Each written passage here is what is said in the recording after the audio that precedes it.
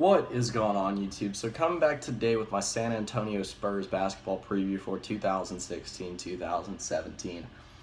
So, rough end to the season for the Spurs last year, finishing the season 67-15, but a disappointing second round exit to the Oklahoma City Thunder, who would eventually lose to the Golden State Warriors in 7 games. So, let's go ahead and talk about X factors. First one is depth.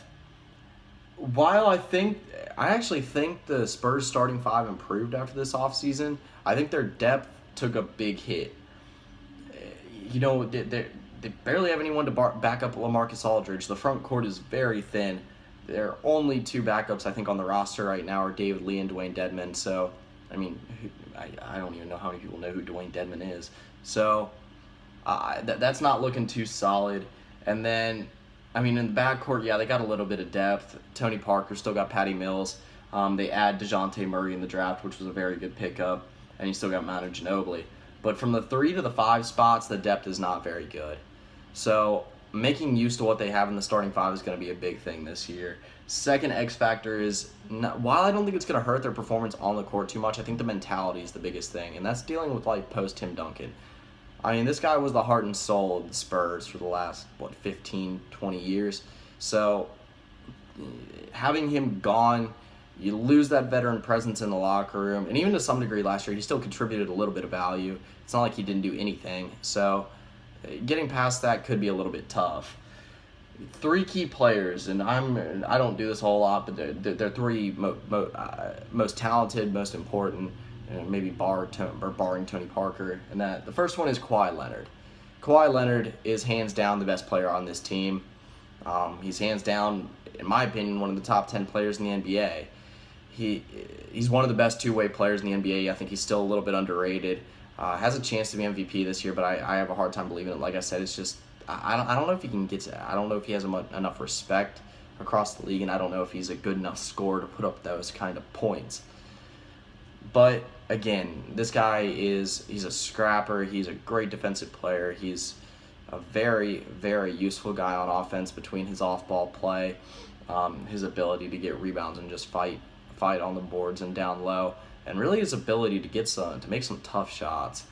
But anyway, my next key player is Pau Gasol, and I don't think you can state enough how important that pickup was. I loved that pickup because I mentioned this before. I think the only way the Spurs have a chance against the Warriors is by just dominating them in the front court, because I don't think the Warriors have anyone that can stop Pau Gasol and or LaMarcus Aldridge, which is my next key player, LaMarcus Aldridge. And I mean, he was hot to be in the playoffs last year. Again, he had a pretty good season last year.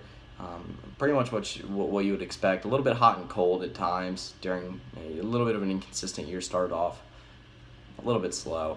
But again, the front court of the Spurs is very scary in the starting 5. So, worst case scenario for me with the Spurs is a 6th place finish in the West with the first round exit. They would have some growing pains, injury troubles, and like I said, those depth concerns would really come to the forefront. Best case scenario for me is, everything clicks. They have a few guys step up that you wouldn't expect to, and first place in the West, NBA champions once again.